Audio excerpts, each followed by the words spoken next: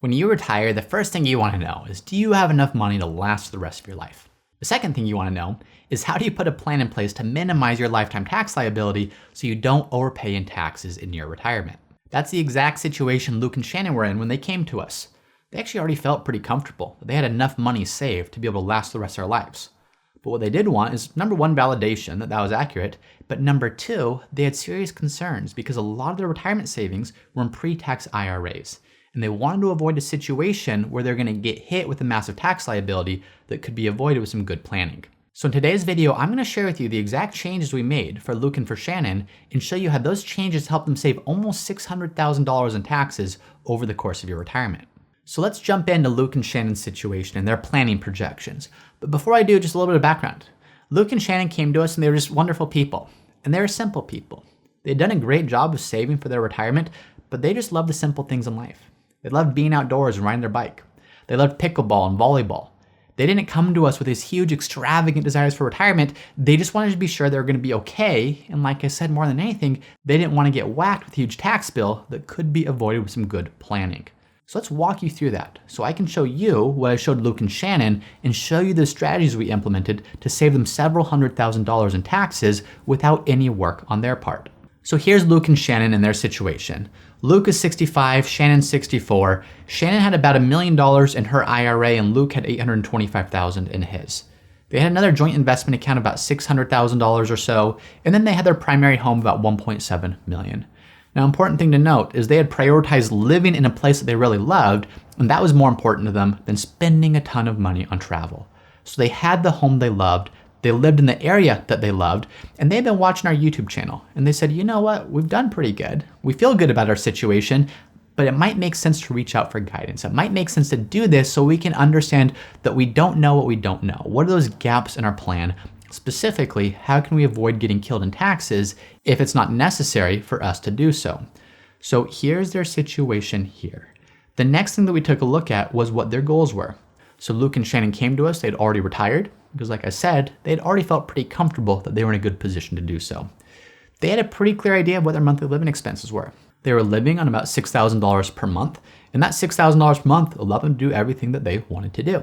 They could ride their bikes, they could play pickleball, they could go to the beach. They lived in a wonderful area that they didn't need to spend huge amounts of money to support that lifestyle. Now, in addition to that $6,000 per month, here's what we're planning for in terms of medical costs.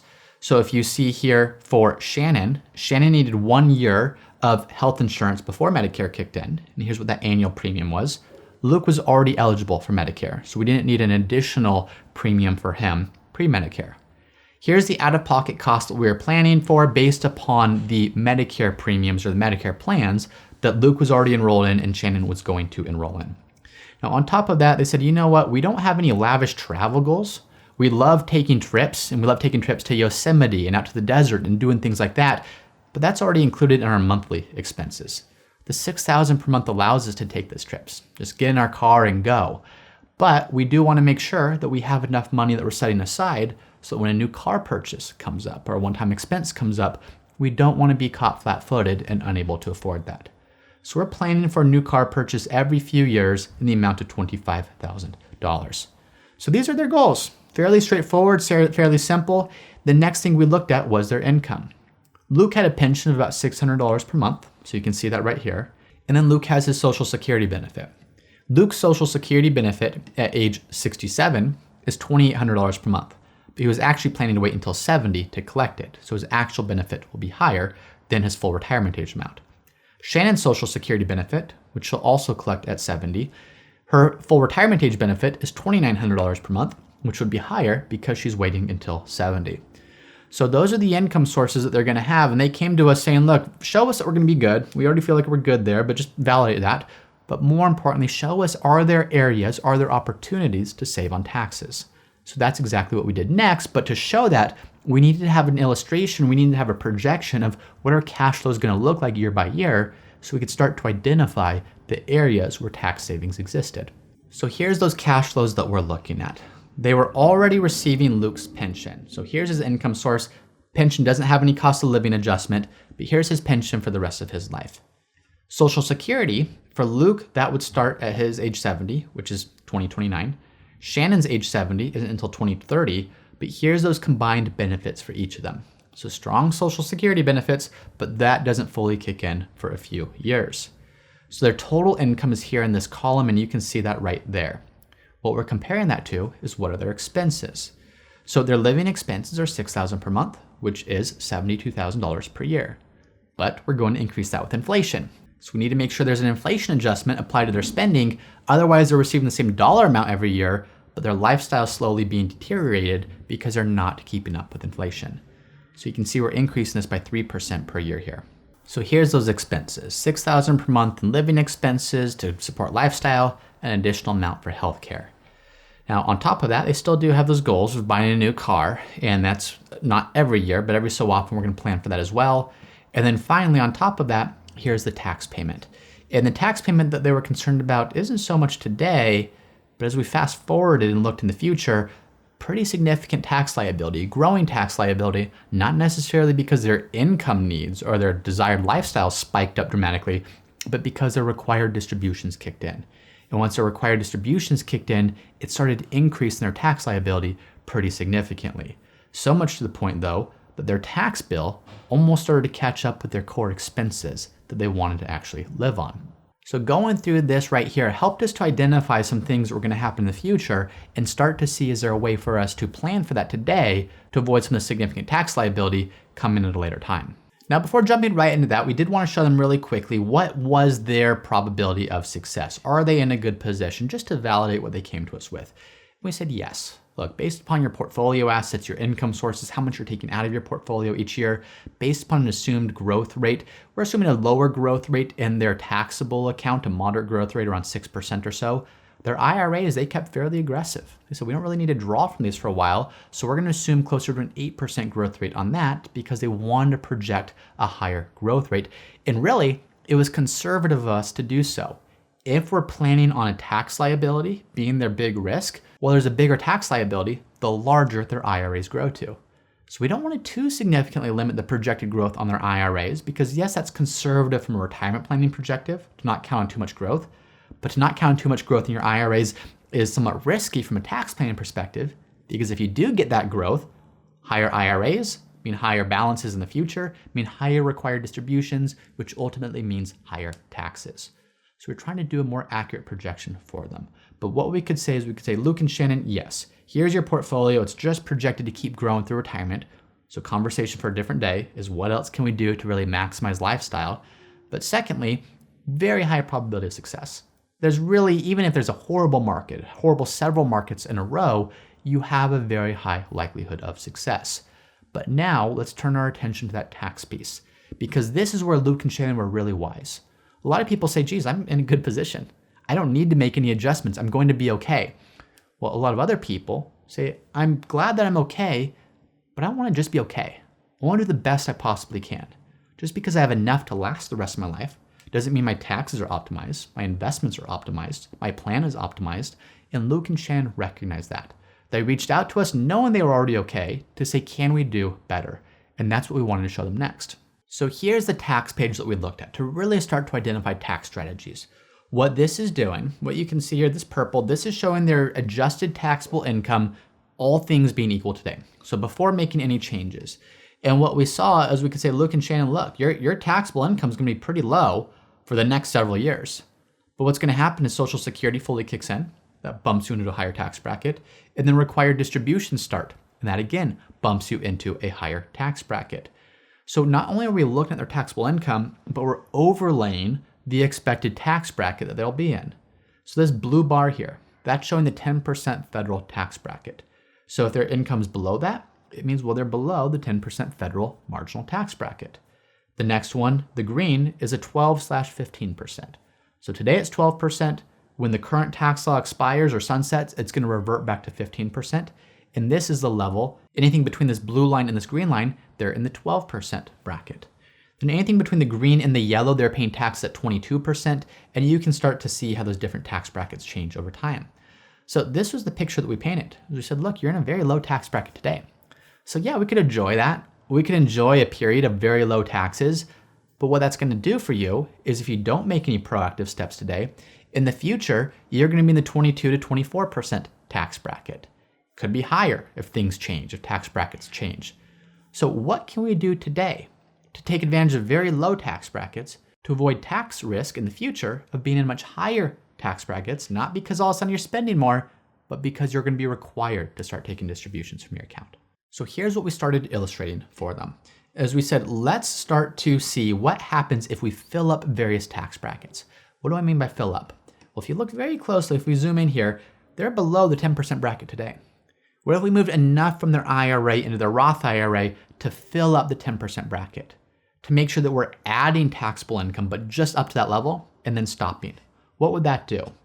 Well, what we can see is if we fill up the 10% bracket, it's going to have a little bit of an impact, $65,000 of an impact, not a huge amount though. And that's simply because they don't have a whole lot of space to fill up that 10% bracket. There's only a little bit that they can do to even make that happen. So we said, what if we fill up the 12% tax bracket? What does that do? Well, what we can start to see is that's making a pretty significant dent in the overall tax liability that they're going to face. Now, what we're looking at here, I want to be very clear, this is a tax-adjusted end-in portfolio that they would have. So if I say to you, you have $1 million in an IRA or $1 million in a Roth IRA, same dollar value, but very different tax-adjusted value. Because if you pulled all $1 million out of an IRA, you're only left with a much smaller number. Versus if you pull $1 million out of a Roth IRA, you're left with a much higher number. So this is taking that into account. What's the actual value of what's left based upon a tax rate and based upon how much you have in IRAs versus Roth IRAs versus other brokerage accounts? But here's what's happening. We can start to visualize this. The purple is showing their current scenario. What if you don't make any tax changes? The green says, look, what if we pull some of that tax liability into today? What if we intentionally pay taxes today up to 12%? What it starts to do is it starts to lower the future bracket and starts to pull those numbers down. So it's us saying, look, we'd gladly pay taxes at the 12% rate today if it means we could avoid paying them at the 22 or 24% tax rate in the future. Now, it costs us money to do that. We have to pay taxes earlier today, and there's an opportunity cost for that because those dollars that we're using to pay taxes, those are dollars that aren't continuing to grow, but this is taking all that into account. And what we can see is adding a significant amount to our bottom line over the course of our retirement. Then we said, just for fun, what if we showed converting up to the 22% bracket? And we said, look, Luke and Shannon, this would save you almost $600,000 in taxes. You're not having to work longer, you're not having to save more, you're not having to cut back on anything. It's just the right tax strategy can put several $100,000 in your pocket. That being said, I want to show you that we're not just looking at ordinary income tax brackets. What we're also looking at is we're looking at capital gains tax brackets. Now, for you, there's two capital gains brackets. For everyone, there's two capital gains tax brackets. You have the 15% bracket and the 20% bracket. You can be at 0 below that, 15 or 20. Now, regardless of whether you convert or don't convert, you're probably going to be in the 15% bracket regardless. So I'm not too concerned about what we're doing with capital gains bracket. What I am a little bit concerned about is Medicare premium tax brackets. So these are IRMA surcharges. So everything that we convert, look, if we did actually convert up to the 22% bracket, we could do that, and that makes sense from an ordinary income tax perspective, but it's pushing you into a higher Medicare surcharge bracket. So what this is showing here is this just shows us high level, where are the opportunities. The reality is, for Luke and Shannon, it probably makes sense to convert somewhere between that 12 and 22% bracket. Keep in mind, you don't have to convert the entire thing. You don't have to go either all the way through the 12 or all the way through the 22 or all the way through the 24. You can do up to all the 12 and then part of the 22. And that's probably what we'd end up looking at here for them. So this software here helps us to identify those opportunities of what brackets lead to what tax adjusted ending wealth. What conversion amounts today allow us to reduce the projected tax liability in the future. And that's really what we want to look at. We want to know what actions today bring down our projected required distribution in the future that's going to be totally subject to some tax bracket that we don't even know exactly what it's going to be at this point. Now, by the way, is this helpful to see? If this is helpful, then number one, make sure that you subscribe because we release a lot of these case study videos where we change the names, of course, and protect client identities, but walk you through the work we're actually doing with clients. Make sure you subscribe and leave a comment if this is helpful, and let me know if there's anything else you'd like to see because these videos are all made based on feedback we get from you and feedback we get from clients. Now here's what was fun. We could show Luke and Shannon, look, based on this strategy, you're projected to have over half of your money in completely tax-free accounts by the end of your lifetime. So that's money that's been shielded. Not that the goal is to say, how do we die with the most amount of tax-free money? But one of the goals is to say, we don't know what emergencies are going to come up. We don't know if there's going to be major long-term care events in the future. We don't know if there's going to be major medical events in the future. We don't know if longevity is going to be a significant risk. So the best way that we can protect against those things is, how do we have money in a tax-free bucket that we could draw on without increasing your tax liability to a significant degree in the future? The other thing that's fun to look at is this. We could show them, here's what your required distributions are projected to be if you do nothing. And you can see these required distributions get quite significant. You're going to have almost $2.8 million of required dollars you have to take out of your IRA if you do nothing, versus if you implement the strategy. If you convert a lot of that money before even hitting required distribution age, you'll still have a required distribution. And by the way, the goal is not to eliminate that. The goal is to make it so that these required distribution amounts don't push you into a higher tax bracket than you need to be in. And at the end of the day, the goal is to say, how do we see which option we pay the least federal taxes in? And what we see is there's a pretty significant difference between the federal taxes paid with the proposed strategy versus the federal taxes paid if we do nothing. The hard part, and this is the expectation I like to set, is it requires paying a lot more federal taxes up front.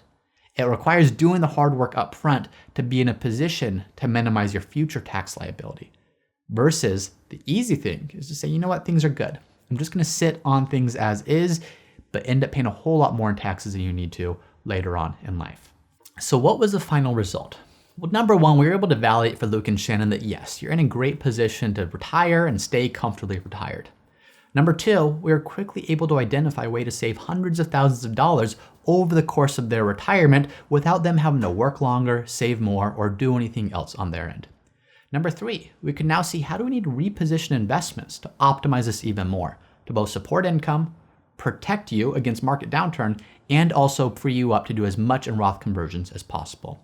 But number four, and most importantly, now it's time to dream a little bit. When we look at this, when we see based on the position you're already in, which is a wonderful position, if we add to this the benefit of these additional strategies, tax strategies, investment strategies, income strategies, what else do you want to do with some of your money? What else can we do to align your money with what's most important to you so that you can feel like you're getting the most life out of your money as possible?